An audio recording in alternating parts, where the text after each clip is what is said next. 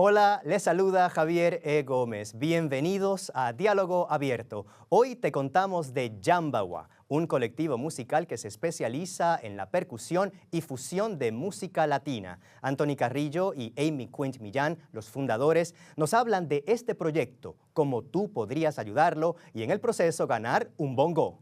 Y después, la economista Mirna Rivera nos da el alerta sobre la crisis de fondos gubernamentales y filantrópicos que están experimentando las organizaciones artísticas y culturales. ¿Qué está pasando y qué pueden hacer las organizaciones y los artistas independientes para mantenerse a flote? Mirna nos cuenta. Comenzamos con Diálogo Abierto. Soy negro, blanco, taíno, mulato, caribeño, bueno, latinoamericano, dominicano. Arroz con huevos, tambor y mambo, soy sincero. Del pueblo no te miento, un chamaquito con un sueño que traigo herencia, sangre nueva, cosas buenas. Guaguancó, bachata, reggaetón y plena.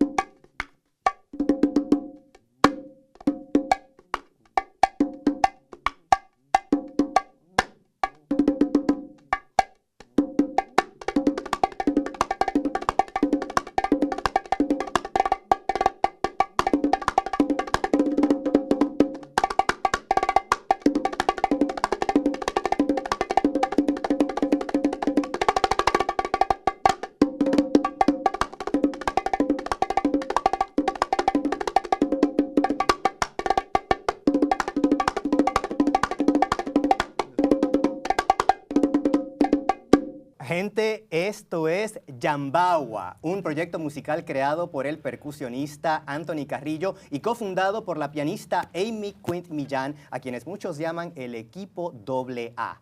Hoy ambos nos visitan para contarnos sobre este proyecto y cómo el público puede apoyarlo. Hola Anthony, hola, Hola Amy. Javier. Hola Javier. Gusto conocerlos personalmente. Anthony, Igualmente. gracias por esa introducción que nos has dado. Antes de hablar sobre el tema que nos trae, explícame, este es el bongo. Cuéntame, ¿qué tocaste? Porque sé que todo tiene un significado y un nombre. Fíjate, yo llevé a un viaje Ajá. que la primera vez que yo vi a un bongocero tocar, cuando yo tenía 5 años, ahí en los alrededores de la 117 y Lexington, Segunda Avenida. Y eso es un grubeo como de jazz. El llameo. Right? Ajá. Swing. Swing. Después, como tiene conexión con la transferencia de la rumba en bongo,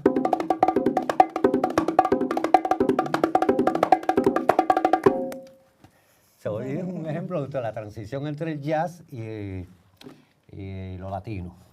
Y este es el bongo. ¿Tienen nombres distintos? Porque veo que uno es más grande, uno es más pequeño. El instrumento más pequeño, que se llama el macho, tiene la afinación más alta. Es the high pitch of the instrument. Ajá. Casi todos los instrumentos tienen entre graves, términos medios serían tenores y sopranos o altos. Ok. Pero aquí nos limitamos a que la hembra, que es la más grande, sería entonces el sonido grave. Low pitch, high pitch. Y de ahí entonces nace el martillo. Ajá. Que lo había creado Agustín Manana de Habana, Cuba, porque este instrumento es de Cuba. Es creado en Cuba. Entonces, el martillo, que tiene 8 pasos, el martillo, la apoyatura. Entonces tiene un muff sound. Entonces, que yo le digo muffy. Entonces tenemos el floppy. ¿Viste que suena? Flop. Y veo que tu pulgar está en una posición bien específica. Sí, eso se o sea, llama es una ciencia y un arte. El uso de la mano es muy importante. Entonces tenemos que repetimos la apoyatura, damos una nota abierta en la hembra y terminamos con un floppy. Son 8 golpes. 1, 2, 3, 4, 5, 6, 7, 8. De información literaria, física, con un libro, el libro, donde se encontraba mucha información y todo se consigue en internet. Al igual lo que es la historia narrada, que se pierde mucho en la historia escrita. Amy, ¿cómo, como pianista, cómo te envuelves en el mundo del jazz latino, un mundo tan distante a la cultura en la cual naciste? ¿Y en qué momento deciden ustedes fundar Jambawa? Como yo te conté antes, yo llegué aquí a Nueva York como en el año 90 y yo tocaba jazz, yo estudiaba música clásica y jazz. Entonces, cuando uno llega a Nueva York, empieza a conocer mucho más cultura y yo iba a los clubes de jazz, iba conociendo gente latina y todo, entonces me interesaba mucho la música latina, yo iba mucho a los bailes, a ver a la gente bailar. Entonces, claro, empecé a estudiarlo, cómo es la forma de esta música, qué es la clave y la percusión, y vi muchas cosas similares también en las armonías y cosas familiares como en un montuno o en un coro se haría una llamada y un coro para responder. ¿Y cómo la gente puede inscribirse en la rifa y hacer la donación, Ayúdame el a tu aporte? cosa. A ver. Sí, no, la rifa parece que lo vamos a extender por petición popular hasta la época de enero, como de los Reyes. Más o menos como Puede para el ser 6 de enero, la fecha límite, más o menos. Exactamente. Entonces, puedes ir a jambawa.com, que es nuestro sitio. Tiene ahí en el menú, te dice la rifa o toda la información de Jambawa. El bongo que van a rifar se parece mucho a este, pero no es el mismo. ¿Cómo se diferencian? Bueno, la placa de Signature Series, Bongo Series de Anthony Carrillo, se identifica con este tipo de nivel de signature. Ya no es como que la firma mía y la ponen en una placa y está el nombre con la ortografía. Pero la diferencia entre este bongo y el que se va a rifar es que al lado, en la hembra, está la placa, una placa así de igual de grande, pero con solamente el apellido Carrillo, solamente con Carrillo. Y eso lo hace todavía más legítimo la firma. Sería la nueva versión del Signature Moprick, que agradecemos a Francis Mercier, que donó este bongo, el de la rifa. El de la rifa. Y entonces de Canadá, Quebec, Canadá, excelente artesano que él con sus propias manos, pieza por pieza, él diseña este instrumento, tiene unos colores muy originales que no tienen otras compañías. Él ha escogido la mejor madera. En este caso, esta madera se llama fresno en español, ash en inglés. Los cueros de vaca, que es lo que lleva entre el bongo y la tumbadora cubana, pues él escoge el cuero más caro, los lugares que los venden muy caros. A veces son de la India, a veces son de Venezuela, son de diferentes partes del mundo. No se consigue mucho en Estados Unidos. Entonces, pues los herrajes que son a prueba de moho, ¿cómo se dice moho en inglés? Rust. Creo que es rust. Cuando la playa te da y se rust. Yeah, rust, yeah.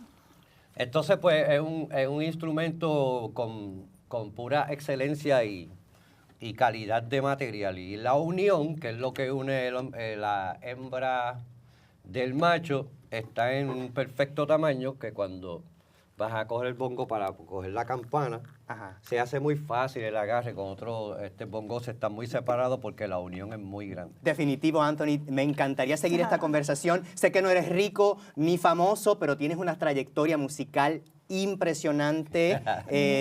Palmieri, mucho más. Tu trayectoria también en el jazz y como pianista es impresionante también.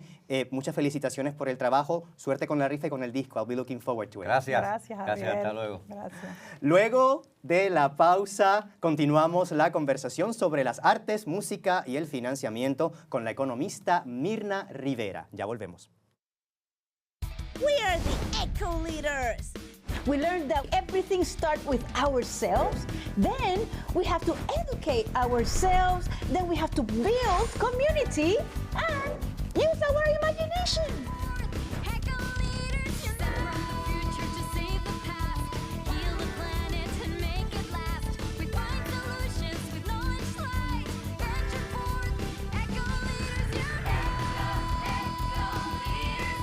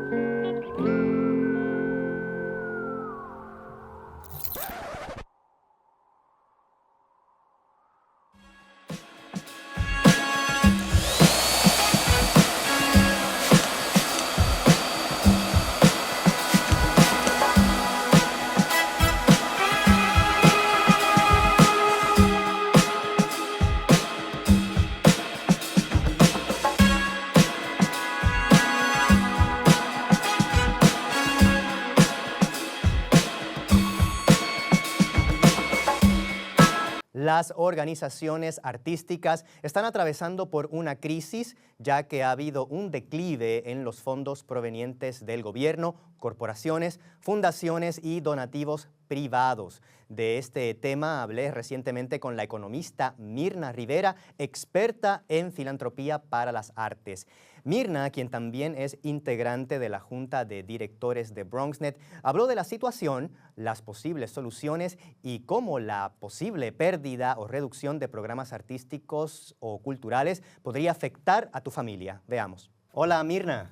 Hola, ¿cómo estás, Javier? Encantado de que nos visites el día de hoy. Eres integrante de la Junta Directiva de BronxNet, así es que Así esta es. también es tu humilde casita. Muchas gracias, encantada de estar aquí. Encantada. Mirna, tu área de especialidad son las inversiones y la filantropía. Llevas varios meses dando una alerta de algo que está ocurriendo con la filantropía en las artes. Dime, ¿qué está pasando?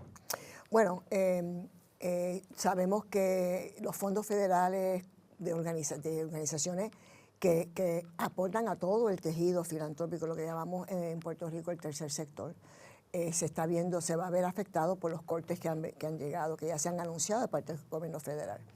En el área de las artes y de las humanidades, específicamente el National Endowment for the Arts, el National Endowment for the Humanities, han sido aportadores importantes de subvenciones para actividades, por ejemplo, cultural en Puerto Rico, ¿verdad?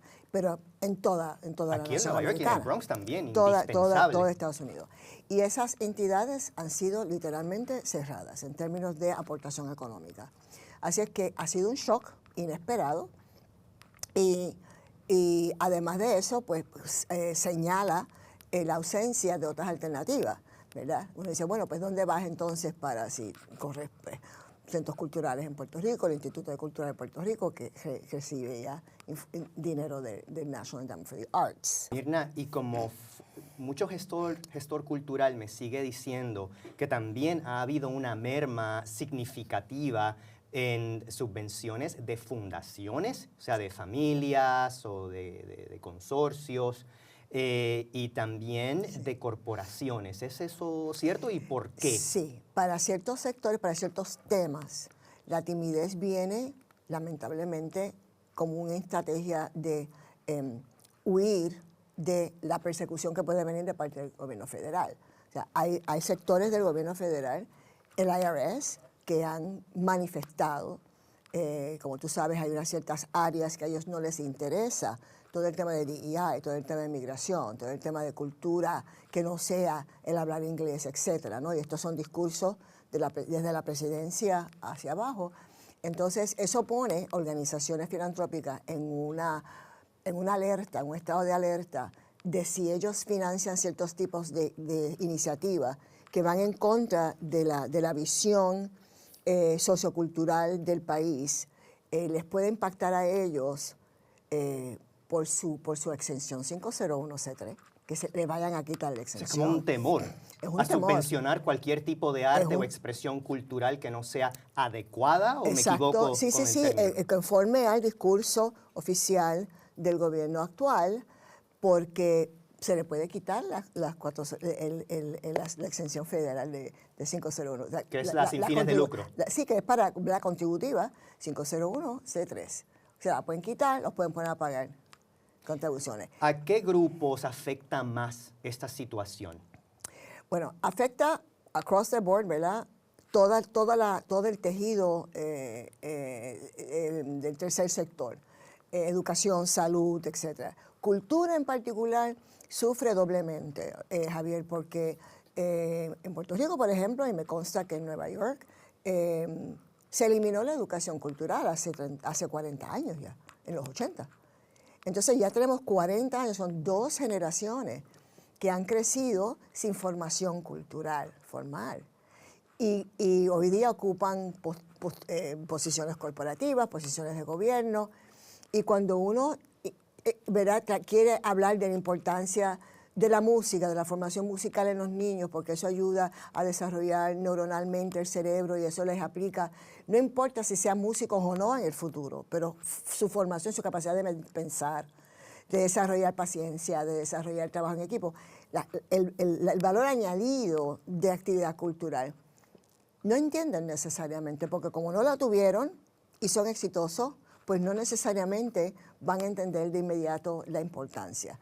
Así es que el elemento cultural es bien fuerte. En el caso de Puerto Rico, también tenemos la historia de que la filantropía en Puerto Rico la subvencionaba el gobierno. Claro, era inexistente Sí, a nivel y de eso tercer empieza en sector privado. 1950, Operación Serenidad se llamó el programa.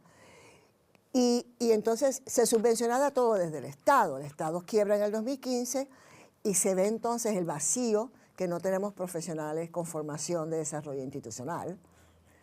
O sea, escribir grants, buscar propuestas, hacer galas, hacer fundraising. Esa profesión, por lo menos sé que en Nueva York sí existe, porque aquí hay una sociedad de grant makers, pero de grant writers. En Puerto Rico no. Entonces, ese déficit sale en el 2015. El otro déficit que sale es que debido a que el Estado todo lo subvencionaba, no se desarrolla en gran escala la filantropía privada, corporativas, familias, porque lo hacía el gobierno. Entonces, tenemos estos dos espacios que tenemos que ir a llenar. En Puerto Rico se descubren los fondos federales después de la quiebra de Puerto Rico y entonces muchas, ahora mismo nuestra información es como 2.500 instituciones. Hay 10.000 instituciones sin fines de lucro en Puerto Rico.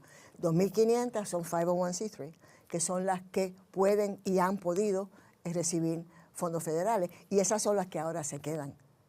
Así es que esta es la segunda vez, ¿verdad?, en los últimos 10 años que todo ese tejido en Puerto Rico se ve huérfano de recursos. Mira, sé que estamos hablando de economía y política cultural, que no es necesariamente un tema muy glamuroso para conversar, pero para que el público entienda por qué estamos platicando de esto, o sea, ¿cuál sería el impacto de esta situación si no se resuelve? Bueno, pensemos de aquí a 10 años la formación de nuestra ciudadanía. ¿Cómo queremos formar a nuestros ciudadanos? ¿Cómo queremos formar a nuestros niños? En el caso de Puerto Rico en particular, Puerto Rico es un país musical. Puerto Rico tiene un ADN ancestral desde los tiempos de los moros que llegaron de Marruecos al sur de España. De ahí fue que Colón reclutó para navegar al Nuevo Mundo. Esa mezcla cultural está en nuestro ADN. Y cualquier niño en Puerto Rico te va a cantar o tocar palitos o va a bailar. Y si no hay quien lo guíe, si no hay quien lo reconozca, que tiene ese talento y le ayude a formarse ese talento, tenemos un problema de salud mental. O sea, es sencillo verlo. Ahora, si no tenemos un reconocimiento de esa importancia de parte del Estado, de parte de las entidades religiosas, ¿quién va a ayudar a esos niños a formarse? Imagino también que mucha organización va a tener que recortar su programación o incluso cancelarla. Y me imagino que habrá organizaciones que van a tener que cerrar. O sea, de repente cuando tú llegas al programa extracurricular del niño o la niña, se acabó, está cerrado, o vas a utilizar un servicio médico y se acabó, ya no existe Exacto, más. ya no existe más. Así que parte de lo que hemos ido pensando es, ¿qué hacer? Ok, ¿qué soluciones hay? ¿Qué se puede hacer? Bueno, a mí me parece, Javier, si hay tantas organizaciones, las educativas, o sea, escojamos un tema, educación preescolar, ¿verdad? ¿Cuántas entidades sin fines de lucro en Puerto Rico trabajan con el tema de educación preescolar? Convocarlas, porque me sospecho que no hay un gremio como tal, ¿no? Vamos a convocarlas. Y ese ha sido mi diálogo con Ángel Ramos, con Foundation for Puerto Rico y otras entidades que trabajan este mismo tema y que obviamente lo están viendo, ¿verdad? Las que ofrecen servicios legales, etc. Vamos a convocarlas, porque si todas van a cerrar simultáneamente, yo creo que es importante, las que tenemos la capacidad de convocatoria, traerlas a la mesa y decir, ¿cuántos empleados tú tienes? ¿Cuántos empleados tú tienes? ¿En qué región trabajas tú? Y si hay la posibilidad, por lo menos hacer el fogueo, si hay la posibilidad de consolidar lo que nos va a quedar de recursos ahí, recursos humanos, recursos real estate, salones, lo que sea, y ver si hay una capacidad, crear cooperativas de servicio. O sea, ese brainstorming es lo único que nos queda. Mirna, Digo, eres a mi entender. además parte de la Junta de ProArte Musical, una Sí. organización en Puerto Rico que promueve la música clásica puertorriqueña, incluso ha hecho cosas acá en Nueva York y en el condado del Bronx particularmente. Sí, sí. ¿Cómo está impactando esto a una organización como ustedes y cómo se están ajustando? Bueno, en Puerto Rico, lo que te cuento de la ausencia de la filantropía en el sector privado, ProArte no recibe fondos federales directamente, pero hemos tenido entonces que empezar a crear una generación de jóvenes que tengan capacidad de acceso para ayudarnos entonces a recaudar fondos. La música está, obviamente no es más barata que lo que hace. O sea, ProArte tiene 93 años y promueve la excelencia musical, que es la clásica europea, el jazz, el tango, todas las formaciones de excelencia musical en vivo.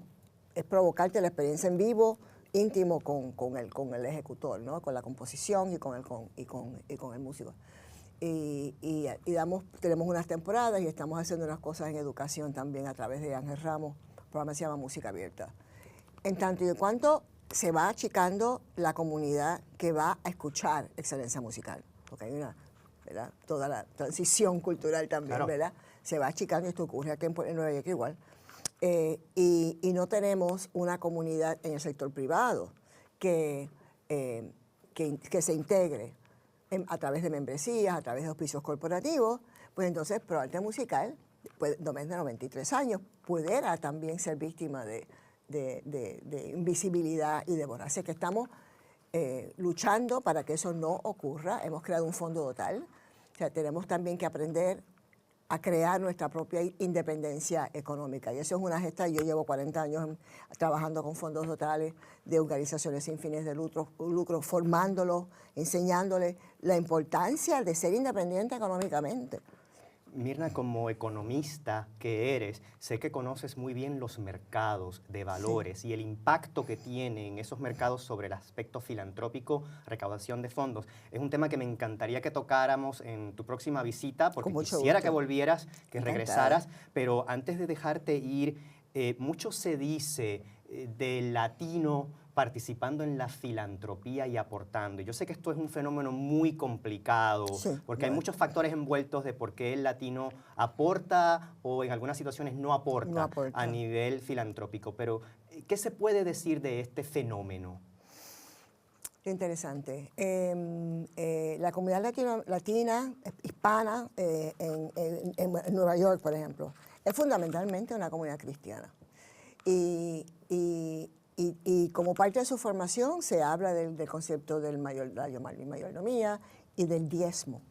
Entonces el dar, tradicionalmente, en un mínimo, pues es a través de las instituciones eclesiásticas, ¿no? No ha habido, y esto es un elemento social, no ha habido formación educativa que nos haga sentir como sociedad benefactores de nuestra propia gesta cultural, que no le toca al gobierno, que no le toca a nadie. Nos toca a nosotros decidir si nuestra cultura y todas las manifestaciones de nuestra cultura son importantes, conservarlas y preservarlas. Eso es una decisión que tenemos que tomar como comunidad. Y entonces, ¿cuáles son las organizaciones que nos pueden ayudar a fomentar ese diálogo de por qué hacerlo y cómo hacerlo? Pues mira, tal vez las iglesias, pero también están las organizaciones sociales, están cosas que hacen ustedes aquí en BronxNet. Se tiene que crear un diálogo colectivo. Esto, si te importa o no te importa. Y si te importa, you put your money where your mouth is. O sea, pones el dólar, buscas la manera, te organizas con otra gente para crear la riqueza económica que va a hacer falta. Lamentablemente, venimos décadas dependiendo de un Estado benefactor, que ahora te dice, ya yo no soy Estado benefactor. Pues, ¿qué vamos a hacer?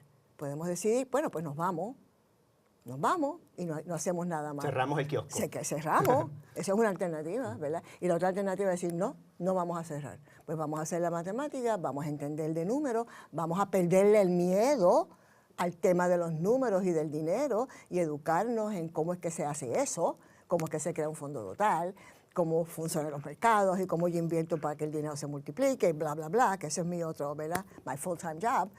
Y entenderlo, internalizarlo, perderle el miedo y entender que si te importa, no es responsabilidad de nadie, sino tuya. Cómo tú vas a formar a tus hijos, cómo vas a formar a tu comunidad, cómo tú vas a formar a tus nietos, o es que quieres que tus nietos se críen con ¿cómo se llama? La computadorita, ¿verdad? Y sin saber dialogar. Que ya estamos en el lío de que no saben leer.